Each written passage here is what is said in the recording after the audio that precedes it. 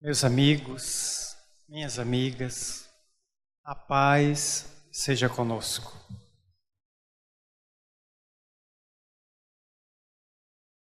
A Casa do Caminho, constituída por Simão Pedro e os seus companheiros de apostolado junto a Jesus, passou a ser, na estrada de Jope, uma referência para todos aqueles que eram assistidos ou desassistidos dentro de Jerusalém.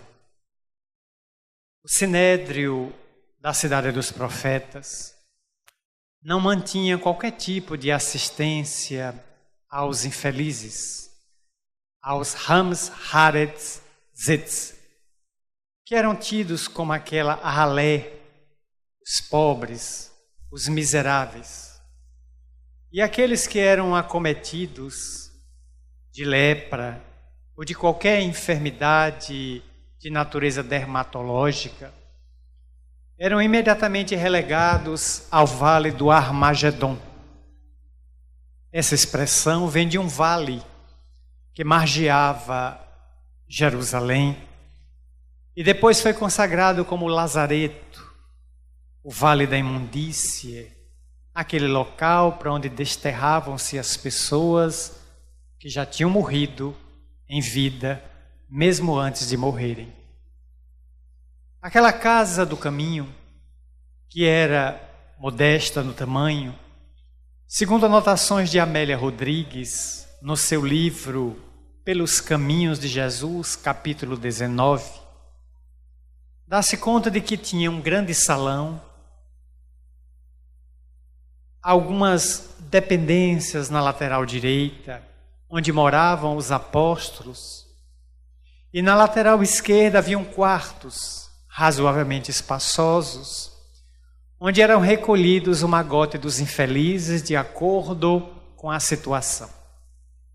Leprosos ficavam num compartimento, crianças eram evangelizadas ou educadas segundo os preceitos da época, tinha as mulheres, as viúvas, porque a Casa do Caminho foi a primeira instituição a constituir um pequeno pecúlio para ajudar as viúvas.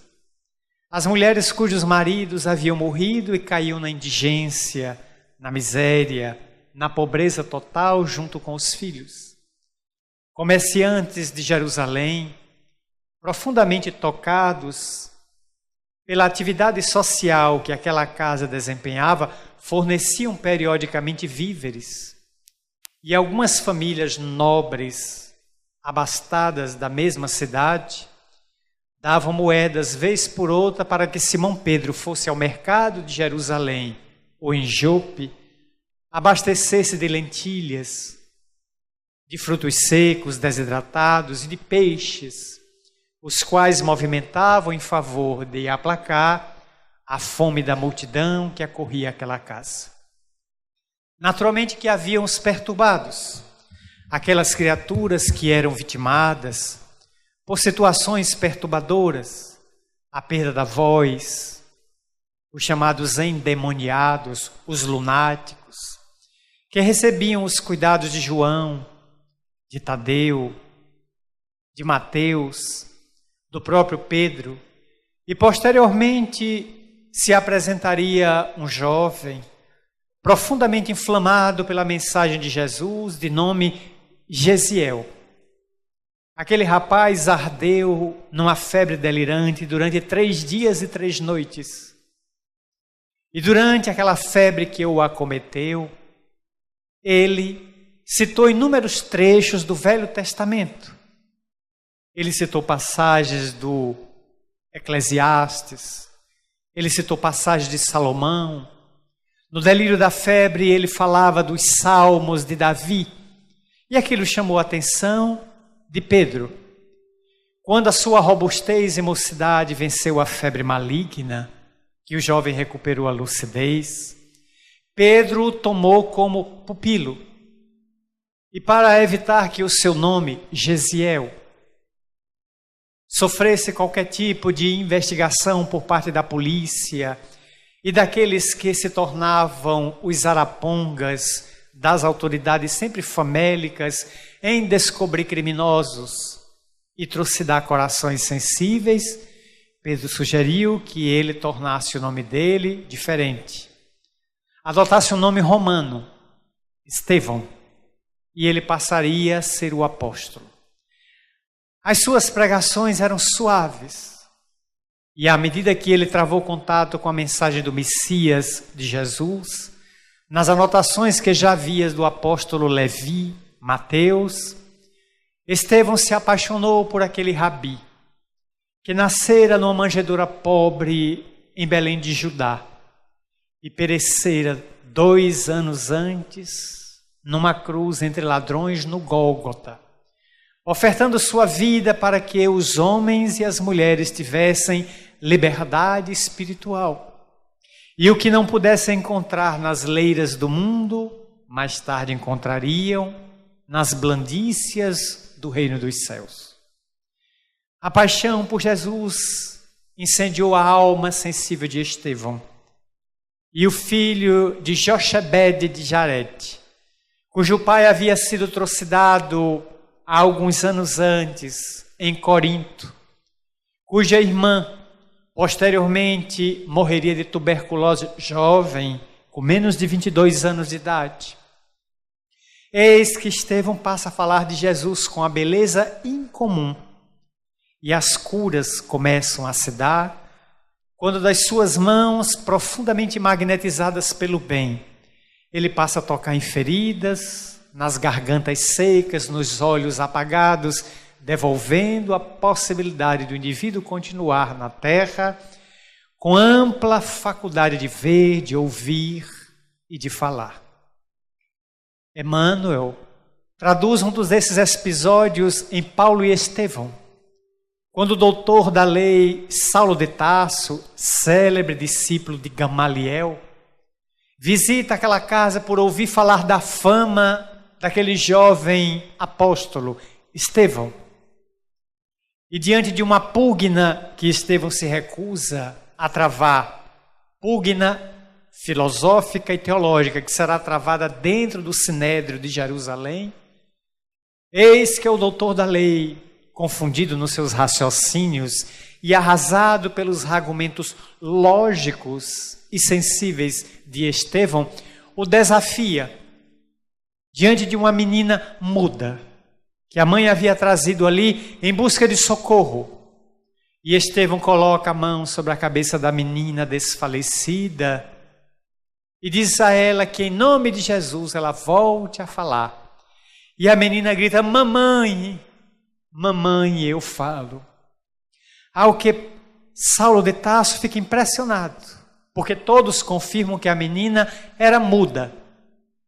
E a menina de imediato recupera o vício e volta a ter uma infância saudável e feliz. Mais tarde ele será levado ao Sinédrio e falará de Jesus com a beleza a ofuscar os doutores, as raposas da casuística que predominavam no Sinédrio, na principal sinagoga de Jerusalém. Mas o que ficou evidente é que a Casa do Caminho foi o primeiro núcleo de atender os alienados, os caídos, os desgraçados, os infelizes, os lazarentos, os tomados pela hanseníase e por várias doenças insidiosas e cruéis de então. Só muito tempo depois se encontrariam outras casas Antioquia da Psídia, em Cafarnaum, alguns núcleos que vão surgir na Grécia graças às viagens missionárias de Paulo, agora convertido às portas de Damasco, e outros núcleos que vão aparecer para socorrer a indigência e a miséria. Somente na Idade Média, Francisco de Assis inaugurará por volta do século XI uma casa semelhante na Porciúncula, tornando o Morredouro uma casa que vai acolher os infelizes daquela região remota da Itália. Mais tarde, vamos encontrar outras dependências e outras históricas mansões de socorro aos alienados, aos sofridos.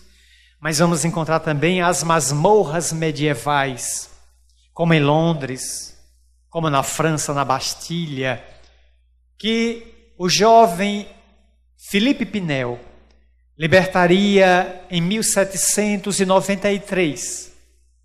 Aqueles 54 alienados que não eram alienados, eram perseguidos políticos que a intolerância da corte dos Bourbons havia lançado naquelas masmorras que ele fez penetrar, descerrar os gongos das portas enferrujadas e libertar os 54 alienados de La Bicêtre, para dar-lhes a ele dignidade, iniciando os primórdios da psiquiatria. Mais tarde, Emile Kraepelin desenvolverá toda uma terapia voltada para os alienados. Freud, Dr. Breuer, em Viena, na Áustria, começarão os princípios da psicanálise. E mais tarde, Carlos Gustavo Jung, Lacan, Assagioli, Viktor Frankl e tantos outros vão se debruçar sobre os conflitos humanos, tentando elucidar a causa, fazendo com que surjam várias correntes de pensamento dentro da psicologia, que havia se libertado da filosofia em 1858, quando Paul Pierre Broca havia proposto na Universidade de Paris uma análise sobre o comportamento da criatura humana e testando um paciente seu que havia morrido de gangrena, TAN, descobrira de que a palavra não está nas cordas vocais.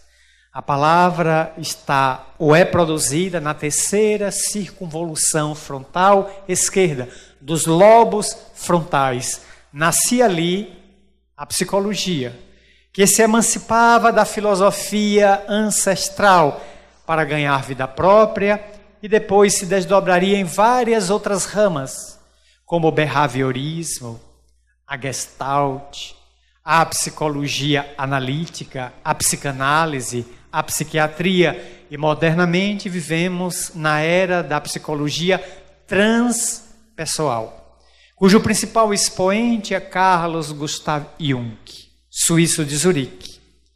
Entretanto, se essas ciências da psique conseguiram penetrar o arcabouço dos conflitos, investigando os arquétipos, o ego, o self, descobrindo as propostas internas dos arquivos, dos atavismos, do arquétipo coletivo e individual, isso pode trazer uma luz sobre determinados conflitos que são oriundos da própria criatura humana. Aqueles oriundos de traumas da infância, dos molestamentos e bulinamentos sexuais, da perversão, da pederastia de tios, de avô, de pais, de padrastos, de madrastas inconscientes. Entretanto, isso tem uma lógica até certa fronteira, porque daí em diante se abre uma outra fronteira para designar a parasitose de natureza espiritual, que a ciência terrestre materialista, ou da corrente da psicologia sem alma, tem muita dificuldade em examinar. Porque aquele profissional, por melhor entendido e de boa vontade que seja, sendo materialista, sua investigação irá apenas às ocorrências que vieram desde a vida intrauterina até aquele momento. O Dr. Brian Weiss, ao escrever Muitas Vidas e Muitos Mestres, declara que ao examinar Catherine, a sua paciente, ela demonstrava uma fobia, uma certa fobia bem característica.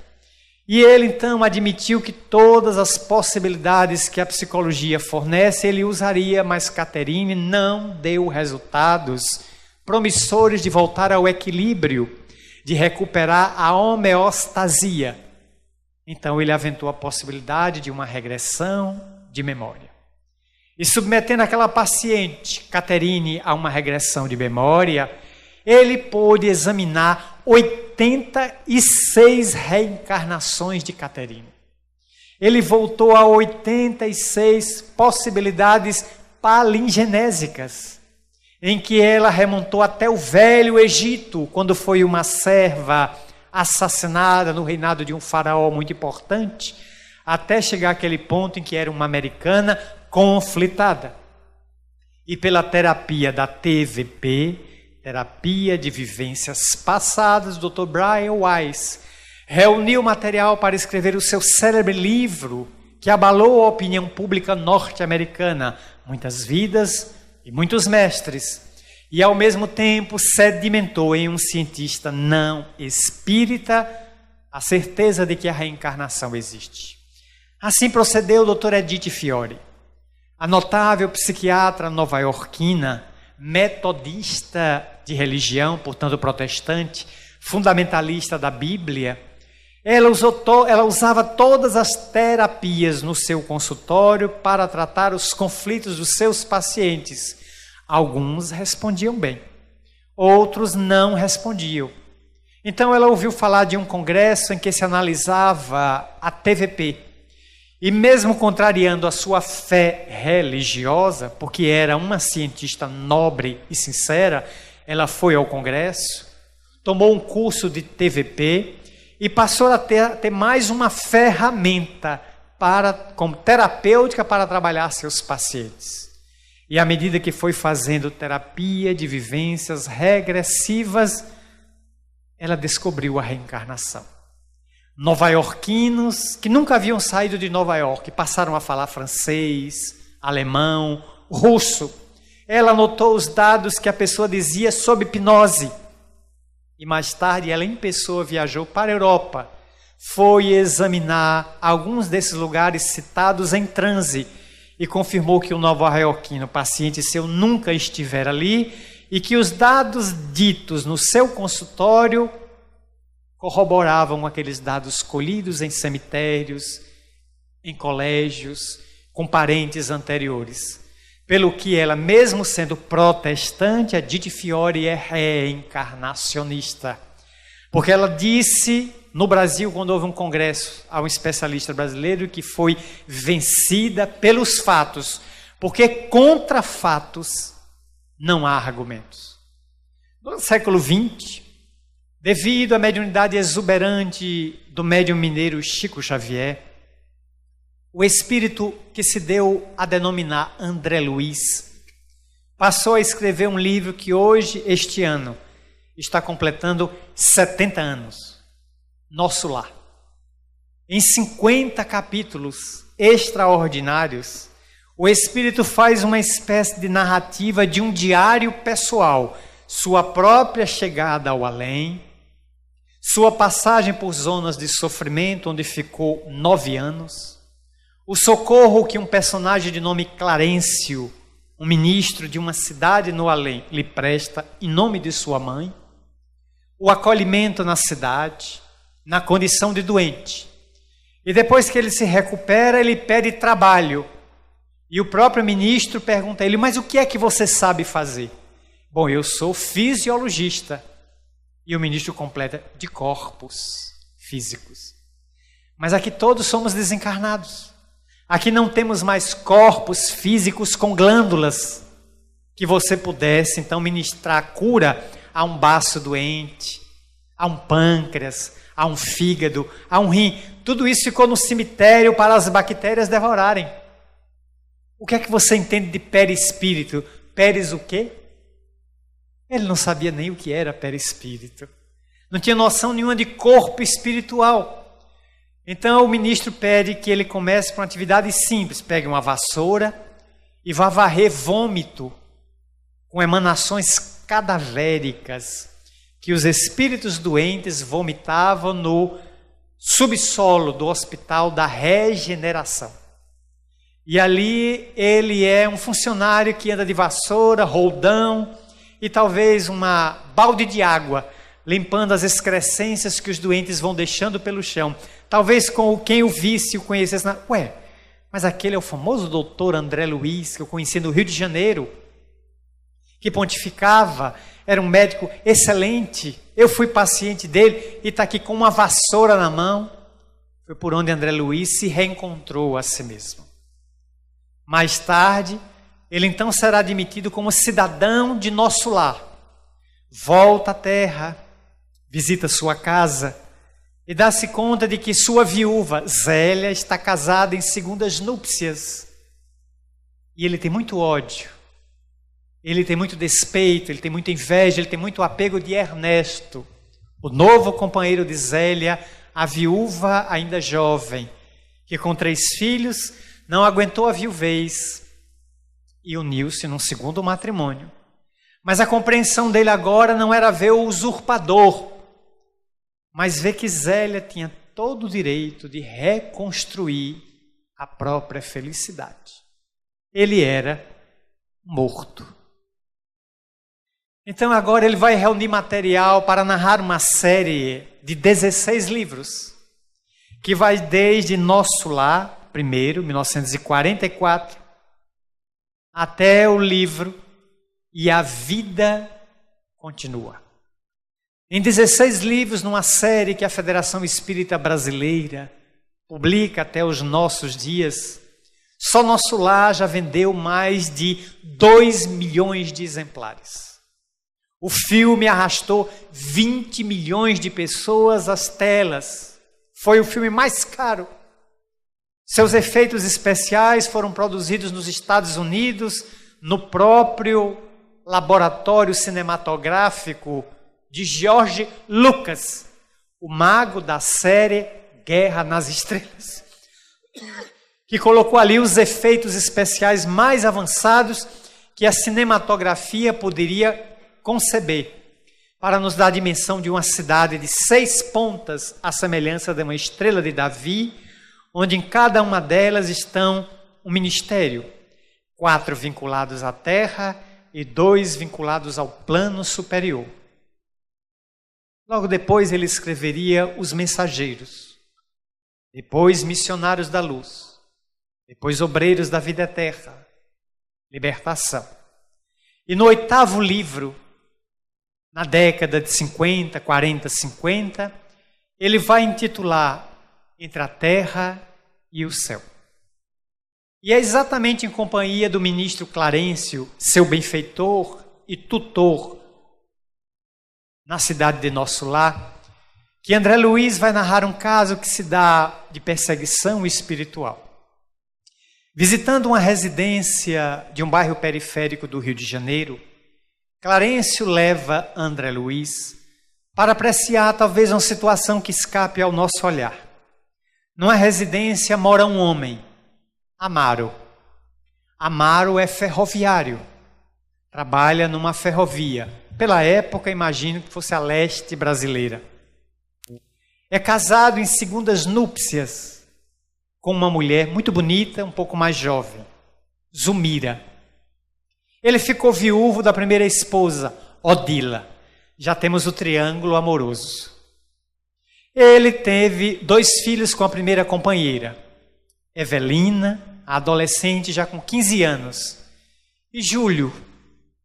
Mas logo depois de constituir família, ter filhos, Odila foi furtada do corpo físico por uma doença.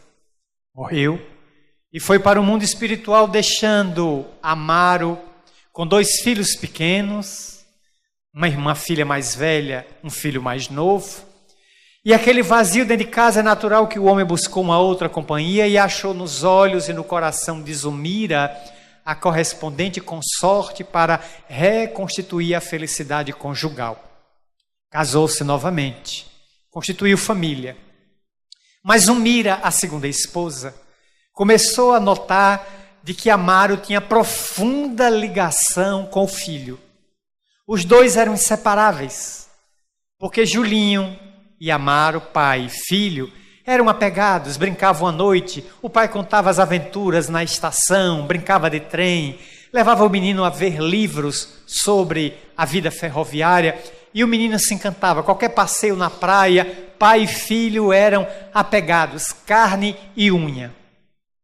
E naquela segunda mulher brotou o ciúme do próprio enteado.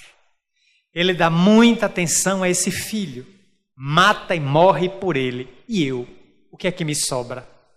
Eu estou sempre escanteada.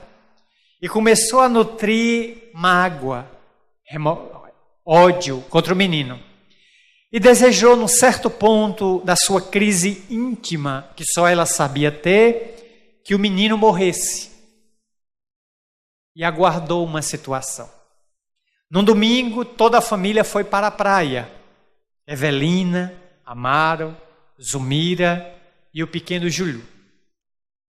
Amaro se afastou com a filha. Zumira ficou encarregada, a madrasta, de tomar conta do enteado. E o menino, fascinado pelo mar, talvez de Copacabana, do Leblon, uma das praias do Rio, se aventurou. E ela quedou-se na areia. Olhou para um lado, olhou para outro e virou as costas como quem diz que o mar faça o trabalho que eu não tenho coragem de fazer com as mãos. O pequerrucho entra no mar, tragado por uma onda, e ela nada faz. Até que dá-se conta, de maneira criminosa, que o pequeno sumiu. Amaro, Amaro, o menino sumiu. Todos correm, a praia sofre um alarido e o mar devolve o corpo de Julinho. Daqui a pouco estava morto.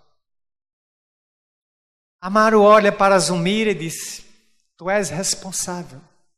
Tu não mataste ele, mas a tua negligência, a tua desídia, a tua indiferença matou meu filho. E rompe amorosamente com ela, afetivamente, cria uma barreira. E Zumira, que já era tendente à depressão, cai em depressão. Do outro lado da vida, a mãe de Julinho, Odila, assiste a cena, porque acompanhava como uma loba vigiando o próprio reduto familiar, porque tinha ódio da aventureira, segundo a sua concepção, que havia tomado conta do coração de Amaro. Porque Odila tinha um conflito de natureza sexual.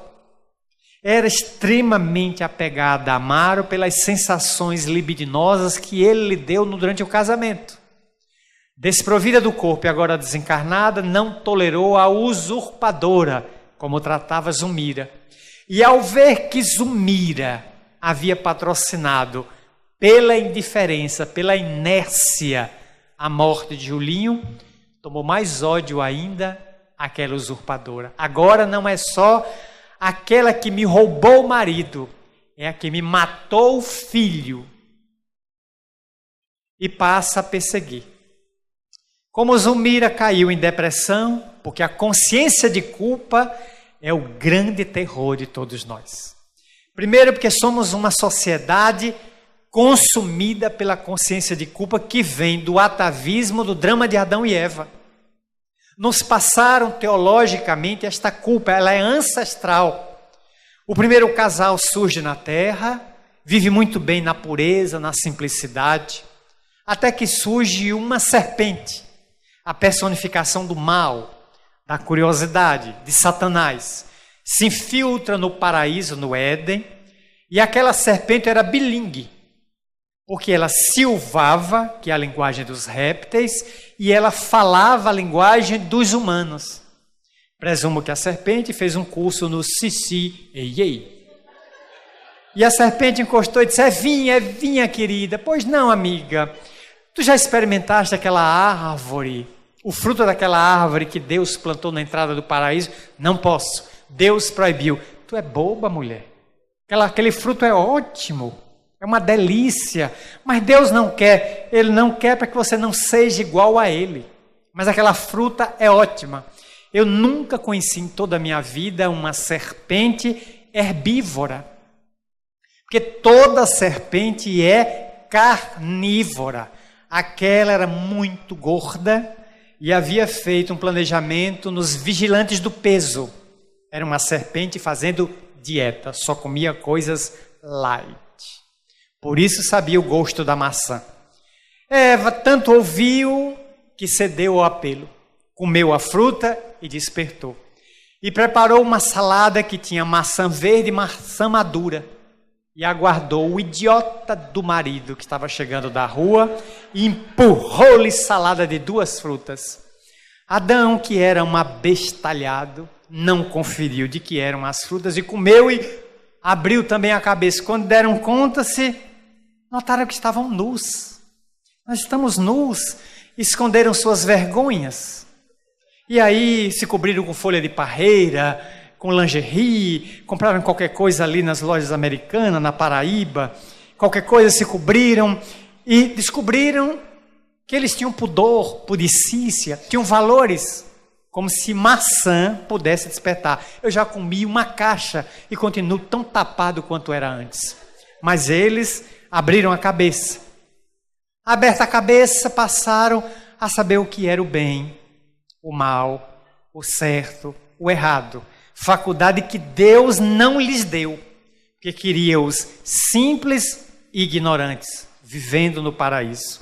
Até que Deus, não tendo nada para fazer no céu, resolve dar um passeio na terra numa tarde. E Adão, com medo de ser visto por Deus, se esconde atrás de uma moita. E Deus, que é onisciente, onipresente, onipotente, e só fez 2 seres, Adão e Eva, ainda pergunta: Adão, onde estás? Sintomas inequívocos de que Deus começava a ter os primeiros sintomas de Alzheimer. Porque não sabia onde é que estava Adão e Eva. 2 seres ele fez. Aí Adão sai da moita: Senhor, eu estava aqui escondido. E te escondeste por quê? Nem a intenção de Adão ele sabia. Ou a pergunta: e te escondeste por quê? Porque eu estava nu. Aí a ficha cai em Deus. Ele tinha tomado aloés. Aí a crise de Alzheimer passou no divino. Comeste a fruta que eu proibi? Comi, Senhor. Quem te deu a fruta? Ó, o dedo. É o dedo psicanalítico da acusação. Eva. Eva é a culpada. Manda chamar Eva. Comeste da maçã? Comi, Senhor. Quem te deu? Novamente o dedo acusador. Isso é psicanalítico. A serpente. Deus manda trazer a serpente. A serpente que estava ainda incorporada para Satanás, era médio de psicofonia, a serpente. Satanás falando por ela, animal peçonhento, nojento. Rastejarás o teu abdômen no solo da terra, e a mulher te pisará o rabo. Tu picarás o calcanhar da mulher, e a mulher te matará. Deus condena a serpente a rastejar o abdômen no pó da terra. Só tem um problema. Todo réptil já arrasta o abdômen no pó da terra. Eu fico sem entender se Deus baixou uma medida provisória ou era decreto-lei. Há uma dúvida cruel sobre a natureza jurídica da ordem divina. Ou se a serpente na época ou tinha pé, caminhava ou voava. Para Deus mandar ela fazer o que ela já faz. Aí os dois se encontram. Dali surge a culpa, porque Deus diz para Eva: parirás com dor. Condenou. E ao homem trabalharás para conseguir o teu alimento com o suor do rosto. Daí vem essa condenação. Nós somos uma sociedade culpada. Nos culpamos por tudo. Isso é arquetípico. Um dos maiores desafios do Espiritismo é arrancar da criatura humana a culpa e instalar no lugar da culpa a responsabilidade. Tornar cada um responsável e não culpado. Para que cada um assuma seu destino, seu processo evolutivo, sua caminhada em direção à plenitude, com responsabilidade. Ninguém mais ser culpado. A palavra culpado ou culpa é ser palavrão, não ser mais dito. A palavra de ordem agora é: eu sou responsável pelo que faço e pelo que deixo de fazer. Essa é a palavra de ordem numa psicologia saudável. Eis porque a psicologia está se preocupando em devolver essa identidade nossa, em que nós herdamos essa culpa. Zulmira caiu na consciência de culpa. E André Luiz pergunta a Clarencio: ela, Zulmira, perante a lei divina, é culpada? Clarencio responde: a rigor, não. A rigor, não. Zulmira não matou a criança, mas pela desídia com que agiu na praia, em não olhar o pequeno entrando nas águas ela assumiu o risco. Então ela cometeu um homicídio culposo. Não foi homicídio doloso. Não matou a criança, Julinho, mas deixou que acontecesse, assumiu o risco. Então, a consciência de culpa a vergasta por dentro. Odila, desencarnada, percebeu e ajustou uma na outra. A tomada penetrou o plugue e está ajustado. O padrão vibratório de Zulmira caiu e Odila tornou-se perseguidora, obsessora, que está matando lentamente Zulmira. A Zulmira foi para a cama, não levantou mais. A depressão começou a secar aquela mulher como um maracujá velho que a gente joga na fruteira e não faz uso dele. Viçoso quando a gente compra, seco 4 dias depois. Zulmira foi secando e Amaro ficou indiferente. Era casado, mas era como se não tivesse, porque ficou nele a dor de ter visto seu único filho, varão, tragado pelas águas, quando devia ter sido vigiado pela madrasta. Aí é o momento em que Evelina, de 15 anos de idade, que é uma menina nobre e um espírito recém-chegado do nosso lar, só tem 15 anos na Terra, Evelina vê no drama dentro de casa, um irmão morto, uma madrasta em cima da cama com depressão e um pai indiferente, e a mãe morta, órfã de mãe. Evelina faz uma prece. Para quem Evelina ora? Para a mãe, Odila. Mas como é que eu posso fazer uma prece para uma entidade que é obsessora da minha própria madrasta? Aí é que está o incrível. A prece de Evelina disse: mãezinha, vem nos ajudar. A casa perdeu a alegria depois que a senhora foi. Papai está indiferente. A segunda mãe que ele me deu em cima de uma cama, e Julinho, meu único irmão, morto, tragado pelas águas do mar do Rio de Janeiro. Ela faz uma prece tão ardente que a prece de Evelina não se perde. Aliás, prece nenhuma se perde. Mesmo que ela tenha um alvo equivocado, o mundo espiritual dá a esta prece o nome de prece refratária.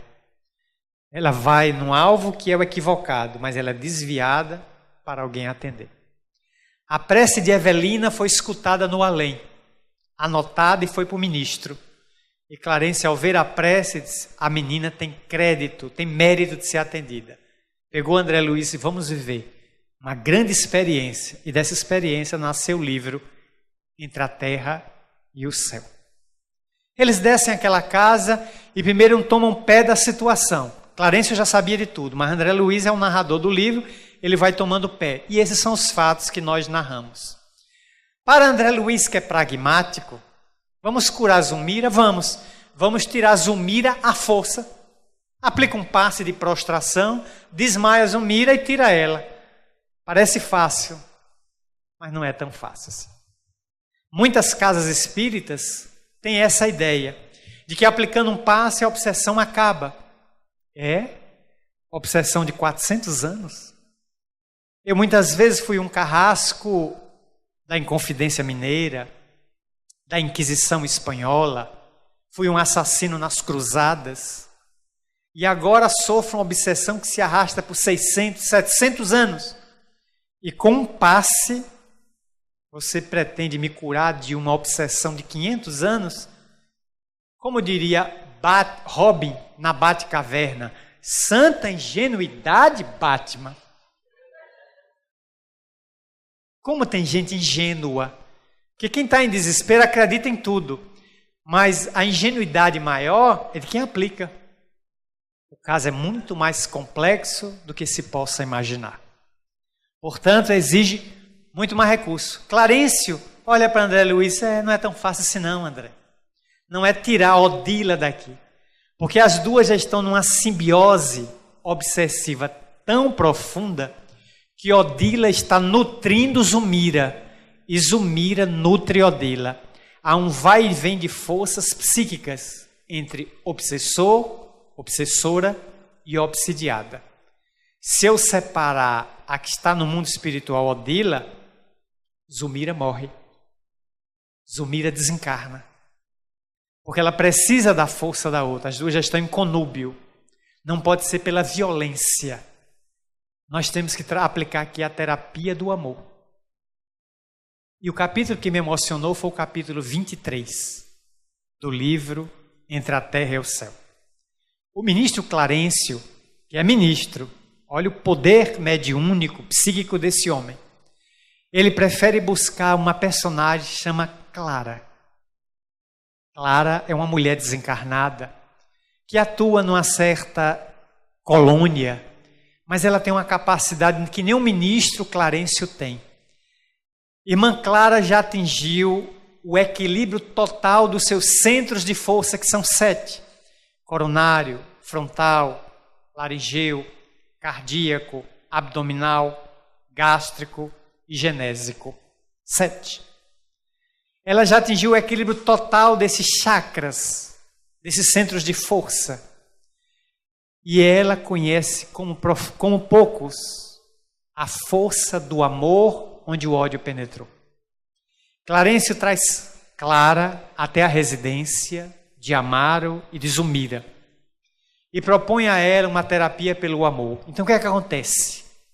Irmã Clara pede aos dois, André Luiz e Clarencio, que se mantenham a certa distância, abre os braços na frente de Zumira e de Odila, que estão em cima de uma cama obsessora e obsidiada, entrelaçadas, mas nenhuma das duas vê a vibração de Clara, que está na vibração mais alta.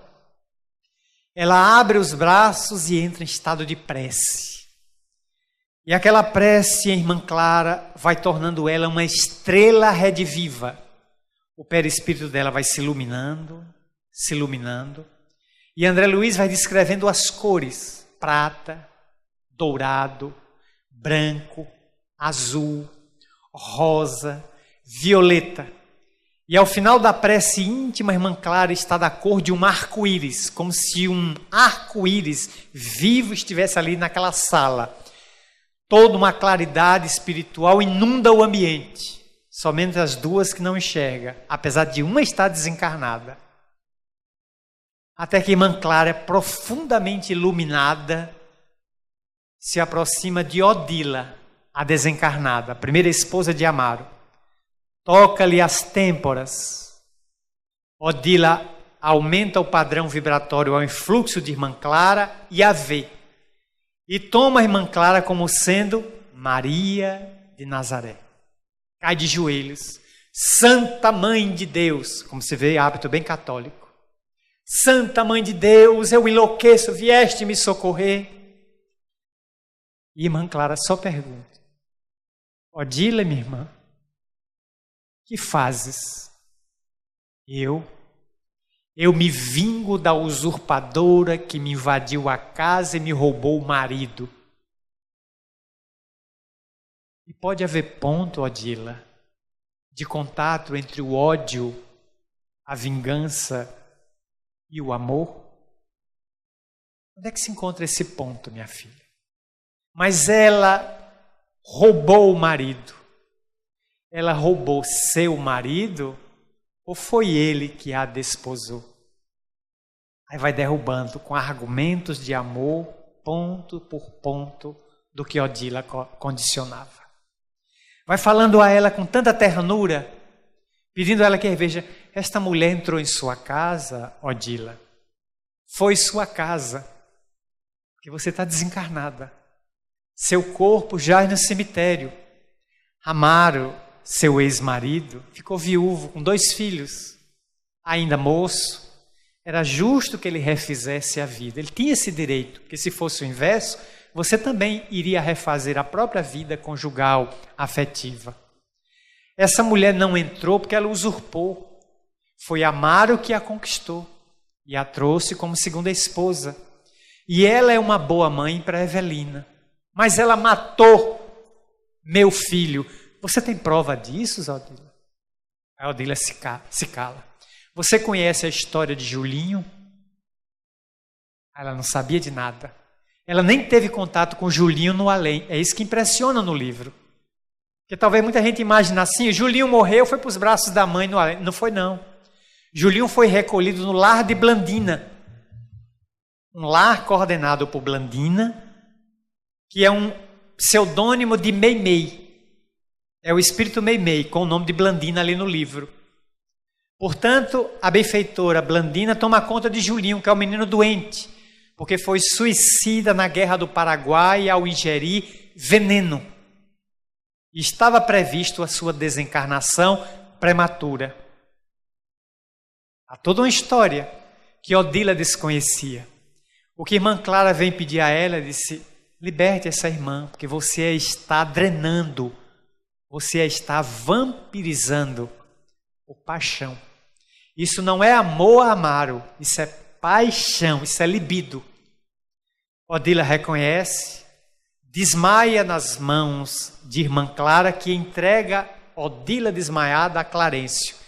E Clarencio transporta Odila para um posto de socorro para ela se recuperar. A libertação dela e de Zumira foi sem violência. Ninguém corte onde possa desatar. Desatar é mais fácil do que você romper com corte. Se desatou os laços sem violência. Odila, e no dia seguinte Zumira começou a perceber que estava sadia. Porque Clarencio voltou, aplicou passes e os órgãos de Zumira deram uma resposta quase que de imediata, de saúde. E em poucos dias Zumira voltou a se recuperar e Evelina disse: meu Deus, a alegria voltou a encher essa casa. Abriu as janelas, botou flores e imaginou na infantilidade da sua mente de adolescente, Evelina, que foi a mãe. Fiz uma prece, certamente mamãe veio e nos socorreu, ignorando que a mãe não era a solução. A mãe desencarnada era o problema. Quem resolveu o problema foi o ministro Clarencio, que ela conheceu em nosso lar e de quem não se lembrava por estar reencarnada. A alegria volta àquela casa e dentro de alguns meses Zumira engravida. Tem um outro filho e Julinho volta à terra. Mas é tomada de icterícia e morre, ainda jovem. Agora, em Zumira ficou 2 clavas de consciência de culpa. O suposto assassinato de Julinho e a perda do seu primeiro filho biológico com Amaro. Amaro fica a se perguntar o que é aquilo. 2 filhos homens que teve, um morreu afogado e o outro Krupp. Gerou a icterícia e levou o menino ainda jovem. Vão aparecer outros personagens como Mário Silva, mas é outra história. O que importa é que mais tarde Julinho, que teve aquele outro nome também, Júlio, ele teve nome Júlio nas 2 reencarnações, ele volta uma terceira vez saudável, porque as 2 reencarnações, a do afogamento e a da icterícia, do Krupp, ele veio para resgate do suicídio por veneno que ele cometeu quando se envolveu num triângulo amoroso na Guerra do Paraguai com uma mulher chamada Lola Iburri, por quem se apaixonou e por quem não fruiu os prazeres sexuais que desejavas como soldado sob o comando do então Marechal Duque de Caxias. A história da dimensão dessa perseguição e quantas não devem haver por aí. É verdade que o livro tem uma história feliz. Mais tarde vai reencarnar um personagem que vai se casar com Evelina e vai estabelecer com ela um lar, com filhos, para ela dar aso à sua programação. Isso demonstra que estamos permanentemente cercados por amigos e inimigos. Por aqueles que nos amam, mas também por aqueles que nos perseguem, que nos odeiam. São perseguidores, mas acima de tudo, a compreensão espírita de que são as vítimas que fizemos ontem, sendo os algozes de hoje. O obsessor não é mau, ele é alguém ferido nos sentimentos. Alguém que tripudiamos no passado, que calcinamos no passado e que volta agora desencarnado no drama da obsessão. Aliás, Dona Ivone do Amaral Pereira recebeu tantos livros como Dramas da Obsessão, telas do infinito, onde está narrado, por exemplo, em Dramas da Obsessão, a novela Leonel e os Judeus. Aquele drama tão extraordinário, em que uma família de Minas Gerais foi atacada de uma obsessão tão cruenta que o pai cometeu suicídio, a filha se matou 2 anos depois e um filho se atirou sobre as rodas de um trem. Só escapou da morte porque amigos tiraram-no a tempo. Todos na família, constituídos de uma viúva e de 10 filhos, sentiam propensão ao suicídio. De repente. Então alguém que conhecia a família escreve para Dona Ivone.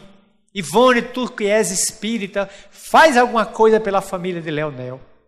Porque essa família perece. Todos pensam em suicídio, menos a matriarca que se mata em cima de uma máquina de costura dia e noite para fazer renda para fora, ganhar algum dinheiro com que alimenta 7 filhos, todos desempregados e doentes. Aí quem lê a carta pelos olhos de Dona Ivone é Bezerra de Menezes. E Bezerra toma o caso para si e, levando alguns auxiliares, visita aquela casa para descobrir que no ambiente da casa, Alcina e Leonel, pai e filha suicidas, estão no ambiente da casa empisteando. A primeira providência é retirar os 2 de lá. Consegue com certa facilidade. Agora tem que tirar os obsessores. Quem são os obsessores?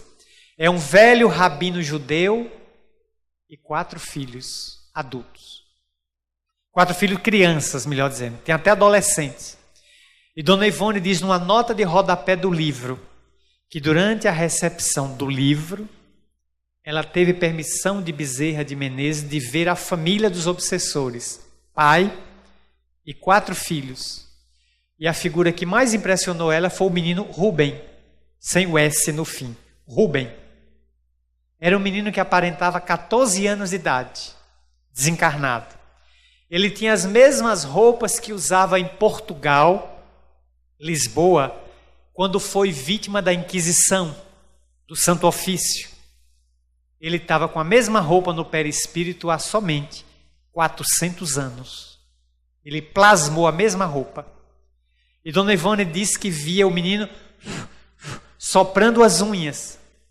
E Bezerra esclareceu de que antes dele ser morto, ele teve as unhas arrancadas com alicate, como método de tortura dos algozes da Inquisição. Então tem 400 anos que ele sopra as unhas, para com o vento ele diminuir a ardência das unhas arrancadas. Aí doutor Bezerra não vai. Ele manda um auxiliar seu, Roberto, que faz uma imersão reencarnatória, volta ao passado na memória e transforma o perispírito também em rabino. Porque ele também viveu em Portugal naquele período e foi judeu. E transformando o perispírito como judeu, ele penetra a casa de Leonel e saúda aquele chefe da pequena família. Salve, irmão, shalom. E o rabino responde, salve, irmão, shalom. Quem és tu? Eu sou irmão de tua fé, também sou judeu. Oh, graças a Deus. Mas o que é que o amigo faz? O que é que eu faço com meus filhos? Tento matar esses infelizes que me desgraçaram em Portugal. Vão ser todos destruídos. Aí Roberto percebe a trama, penetra sutilmente na história e diz a ele, eu te trago um recado. De quem?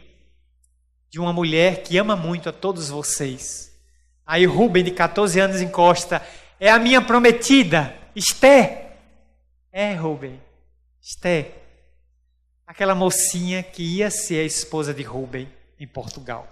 Ela também morreu. Onde é que está Esther? O pai disse, onde é que está a minha futura nora? Onde é que está? Ela está bem, mas ela deseja que vocês venham comigo para que vocês encontrem a paz. Porque tanto ela quanto eu estamos agora sob a proteção de um grande Rabone, mestre em Israel. E esse Rabone nos salvaguarda de qualquer perigo. Note que ele não disse a palavra Jesus, porque ele está falando para judeus, que são adeptos de Moisés e não de Jesus. Então Roberto foi muito pedagógico. Falou de um grande Rabone, um grande mestre em Israel, que nos dá toda a proteção e não vai deixar nenhum mal mais acontecer a vocês. Aí, levados por Roberto sob o convite de Esther, o grupo vai para um centro espírita, que era a base, o quartel-general do Dr. Bezerra de Menezes. E no centro espírita todos são sentados numa cadeira para repousar, e sem que eles vejam, o Dr. Bezerra de Menezes aplica passe em todos os 5 e os coloca para dormir o primeiro sono em 4 séculos. 400 anos sem você tirar uma pestana, só no mundo espiritual perseguindo. Do século XVI ao século XX. Aí todos dormem. Para oportunamente Esther aparecer, visitar aquela família e perguntar por que eles odeiam tanto. E eles passaram a descobrir que somente o perdão será capaz de anular as graves perturbações espirituais. Allan Kardec, o ínclito codificador do Espiritismo, estabeleceu no Livro dos Médiuns, no capítulo 23, uma análise profunda, pedagógica, médica, científica e psicológica da obsessão. E figurando a obsessão como sendo o assédio, a perseguição pertinaz, constante, duradoura, perversa de um espírito sobre outro, Kardec analisou a motivação. O que é que me leva a perseguir o outro? O ultraje de que eu fui vítima, a chalaça, o ridículo, o assassinato, aquilo que você me furtou, a traição à pátria, a traição aos amores, o furto da minha companheira, o rapto de um filho, de uma filha, tudo aquilo que eu dava valor e que você me levou, eu lhe odeio. E desencarnado eu encontro onde você se localiza, onde você se oculta. E pelo hálito psíquico que você emite, eu diagnostico que você é meu inimigo. E eu lhe persigo. Visitando o interior da Bahia, uma cidade na região cisaleira, que é tradicional na produção de sisal, ali eu fui para uma jornada espírita de sábado, domingo e segunda-feira, que era feriado. Voltei terça-feira a Salvador. Na segunda-feira, eu estive à tarde numa residência de periferia daquela cidade pequena, onde o grupo espírita que me acolhia dava assistência social. Era uma família constituída de uma dona de casa, muito modesta. O marido era servente de pedreiro desempregado, à época sem função, constituída de 4 ou 5 filhos, todos em cidade pequena, na escadinha. 5 anos, 4 anos, 3 anos, todo ano nascia um. E o recém-nascido era um menino com hidrocefalia. Ele estava num berço, o corpinho deste tamanho. Os pés, eu diria que eram mais finos, a canela dele, da espessura desta caneta. Os pés, aquela coisa parecia de cristal, de porcelana, que eu tinha medo de tocar. Mas a cabeça do menino, enorme, cheia de líquido. Aqueles olhos dele boiando assim, aquela cabeçorra, que é o superlativo de cabeça, dentro do bercinho. Eu encostei e olhei, tive um choque à primeira vista e ver uma criança hidrocefálica. Nem se falava em microcefalia. Isso foi há mais de 15 anos. Eu olhei aquela criança e a família disse: Marcel, fica aí na sala que nós vamos à cozinha. Olharam, ela abriu os armários e disse: não tenho mais nada. Se o centro não me socorrer, eu, meu marido e minha família passamos fome. Não.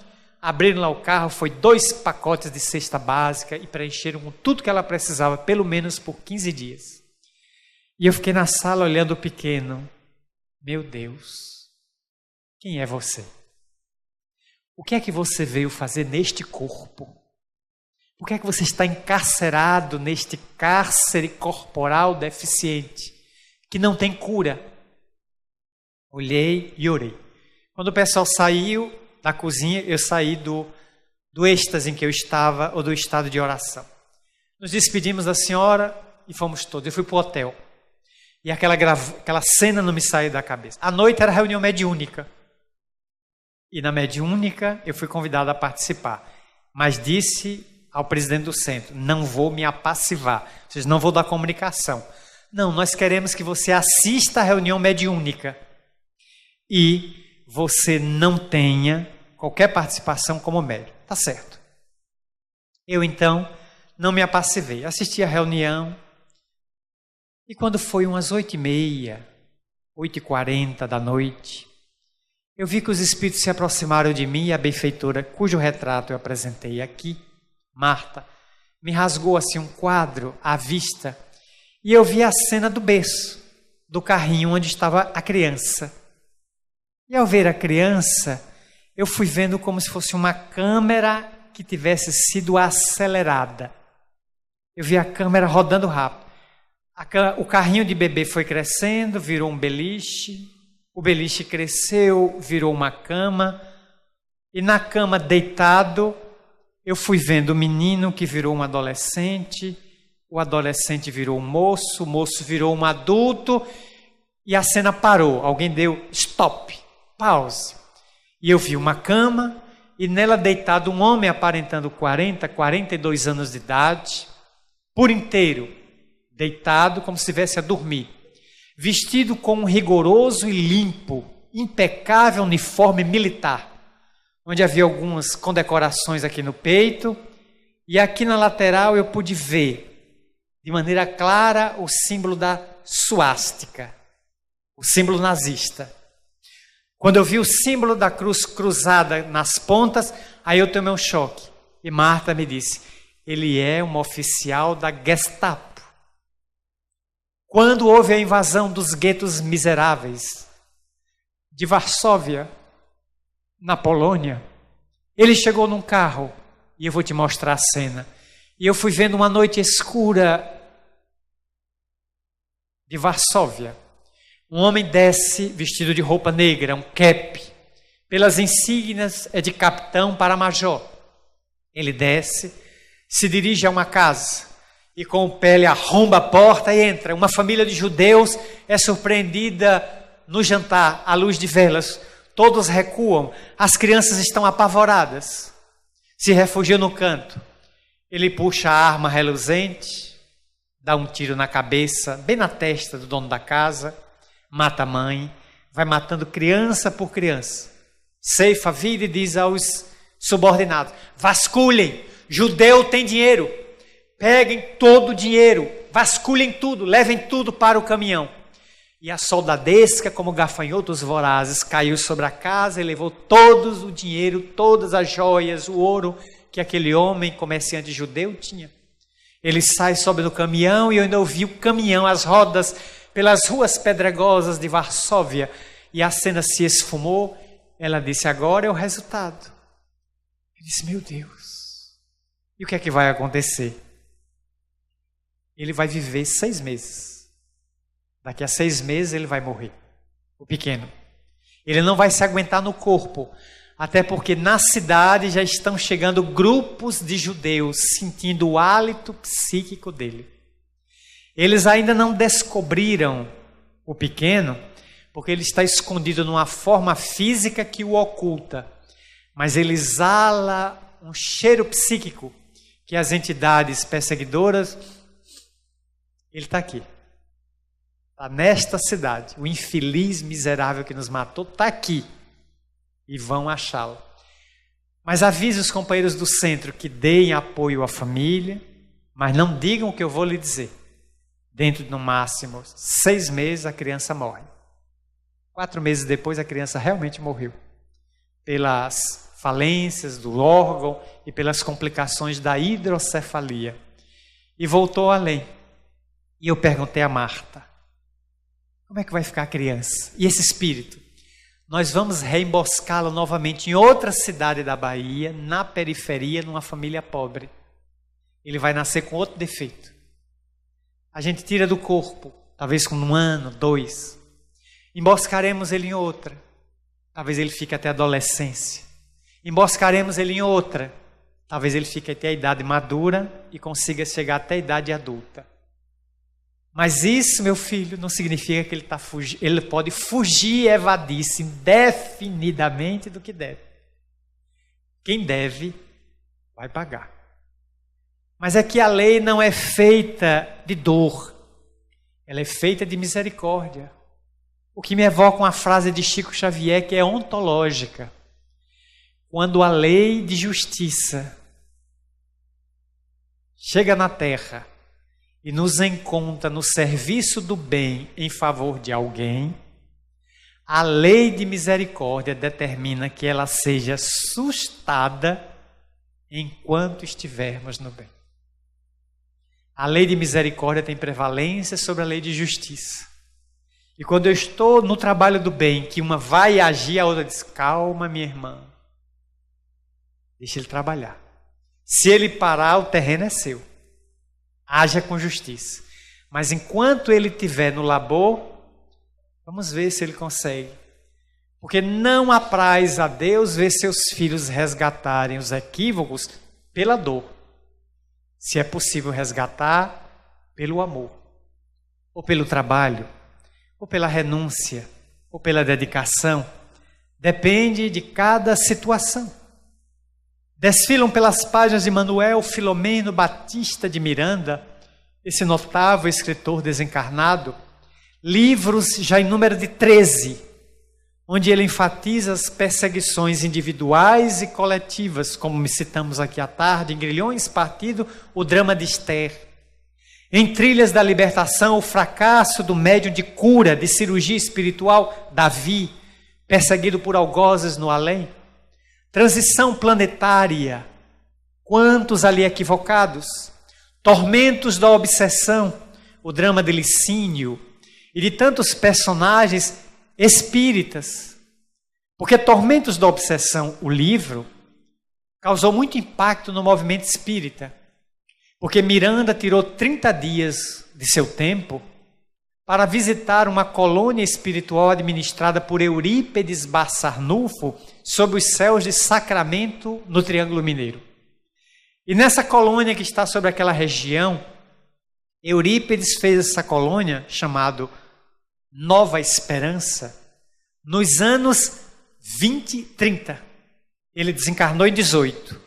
Logo depois que desencarnou, Eurípedes deu-se conta de que os espíritas daquela época estavam desencarnando mal. Nem falo hoje. Aí Eurípides pediu a Jesus permissão para criar uma colônia no mundo espiritual com uma especificidade. Acolher, cuidar e tratar de espíritas falidos que não deram conta na terra de suas tarefas. Aí Jesus permitiu. E ele contratou engenheiros, arquitetos, urbanistas, psicólogos, psicoterapeutas, psicanalistas, psiquiatras, reuniu todos eles, edificou uma colônia imensa no mundo espiritual e vem trabalhando há mais de 80 anos, desde os anos 20, mais de 90 anos, para acolher espíritas que vão falindo, vão desencarnando falido. O pregador, o orador que não deu conta da tarefa, o passista que fugiu da casa espírita, o evangelizador negligente que deixou os meninos entregues à bandidagem, ao tóxico, porque tinha medo de dar aula dia de domingo para os filhos dos outros, o assistente social que tinha medo de entrar no bairro dominado pelo tráfico para levar uma cesta básica, o socorro às mulheres infelizes, às próprias esposas dos traficantes, o dirigente que desviou a casa de sua finalidade, o médium que fugiu da responsabilidade mediúnica. São inúmeros. O tesoureiro que furtou dinheiro do centro, o secretário que não faz as atas, que perdeu o material do centro pela sua desídia, o trabalhador comprometido que se descomprometeu para gozar o mundo, vai voltando quando descobre que a folha de serviço está em branco.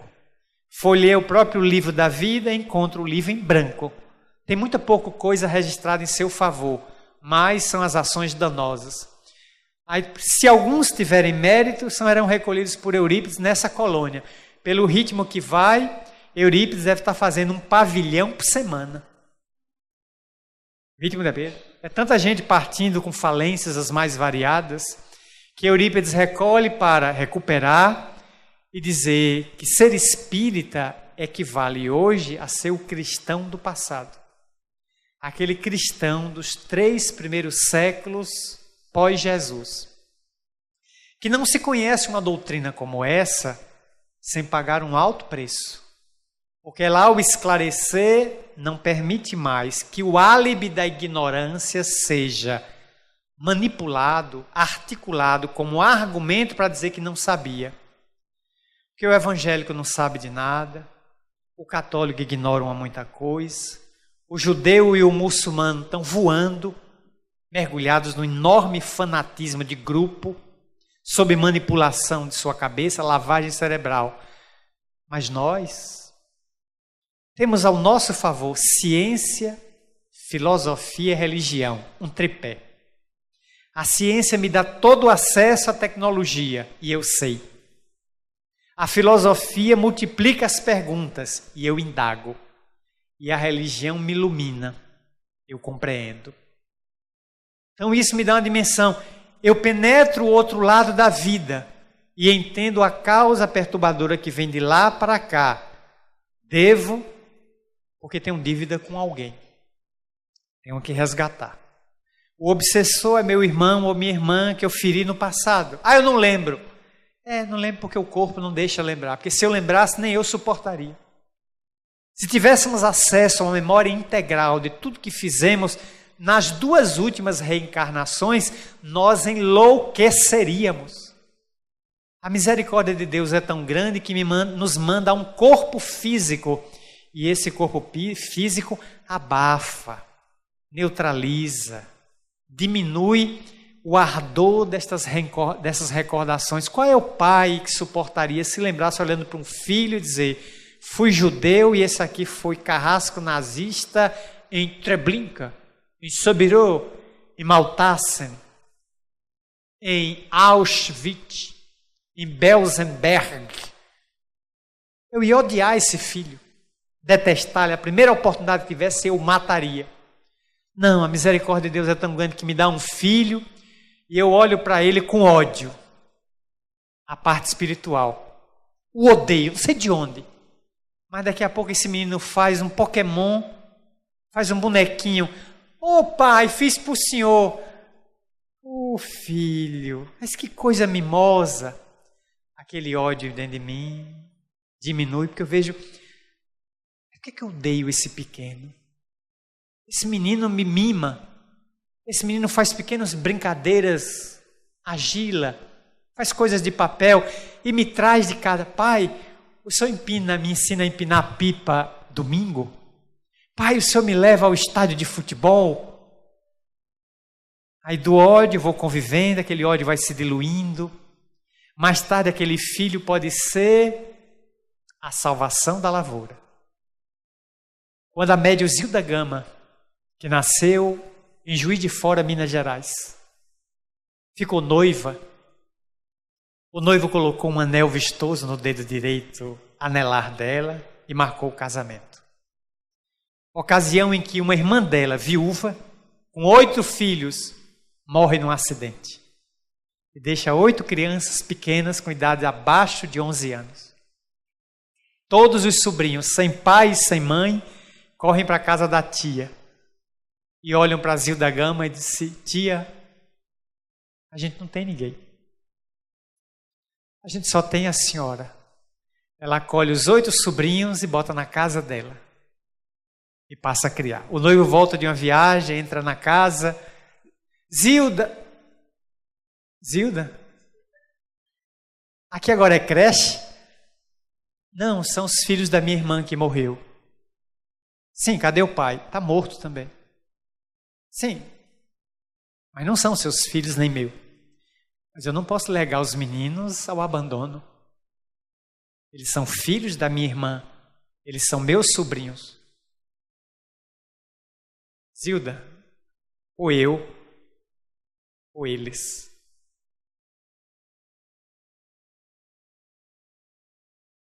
Ela tirou o anel, foi para eles. Procure uma moça que esteja livre, porque eu vou cuidar deles.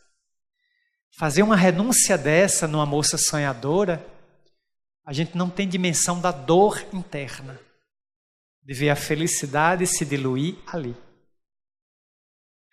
Ela toma conta dos 8, cria como se fossem filhos, os educa, psicografa, que era grande médio de Vitor Hugo, que era a filha de Vitor Hugo reencarnada. Zilda Gama era filha de Vitor Hugo, a filha que morreu em Paris, afogada no rio Sena, ao cair de um barco, reencarnou-se no Brasil. Ela, tutelada pelo pai, que ditara livros como Dor Suprema e outros livros extraordinários, são os grandes romances de Vitor Hugo por Zilda Gama.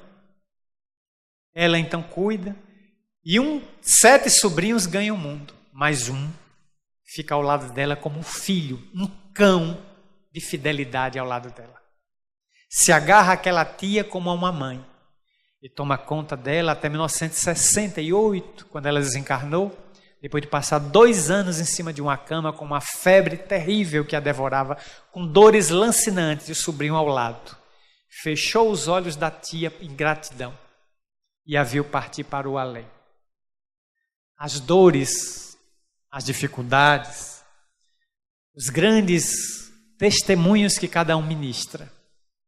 Ivone do Amaral Pereira, perseguida por obsessores a vida toda, mas se condoeu de amor e se converteu na samaritana de obsessores e de suicidas, a quem ela devotou um infinito amor, por ser suicida em 2 reencarnações.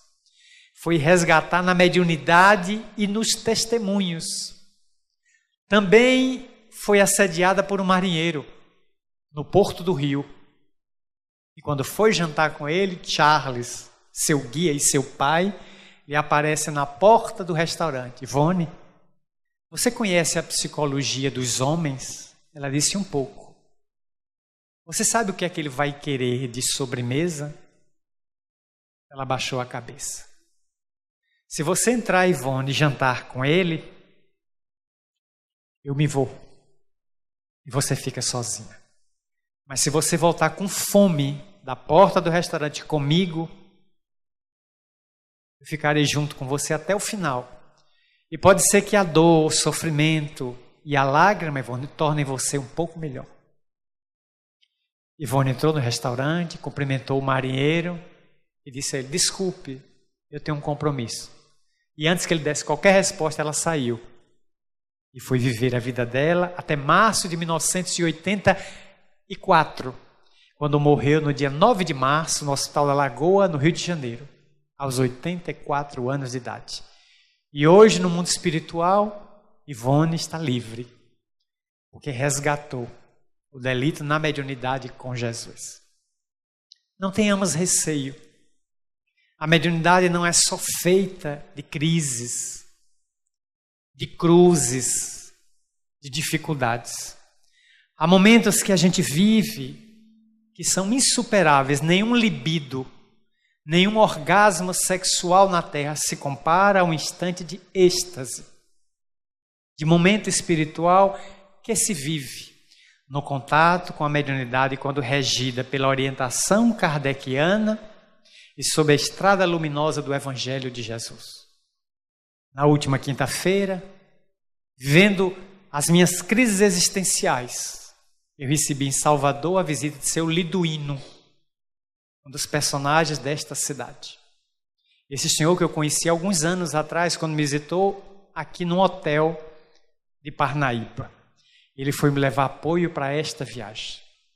E não posso esconder a emoção de quando entrei nesta casa, hoje à tarde, às 16 horas, andando por esse corredor, eu vi uma pessoa abrir os braços, vestida de branco, e dizer, bem-vinda, meu filho, outra vez. Dona Maria Dolores Aguiar. Me deu as boas-vindas no corredor. Eu fui emocionado até a sala. Ao ver ela sorridente, com os cabelos negros, os olhos que parecem 2 asas de graúna, mas com alegria que pontificava essa servidora do bem, que tornou sua mediunidade ferramenta iluminativa para tanta gente. A ela e aos tarefeiros desta casa, como das demais, a nossa reverência e o nosso respeito. A profunda gratidão pela mediunidade em nossas existências, particularmente na minha, que chegou muito cedo, aos 4, 5 anos de idade. E que se não fosse ela, talvez hoje estivesse no presídio ou no cárcere. Talvez eu estivesse sob a camisa de força e a medicação pesada pelos estertores. Ou se a alienação me tivesse levado às ruas, eu cometesse um crime contra o meu próximo.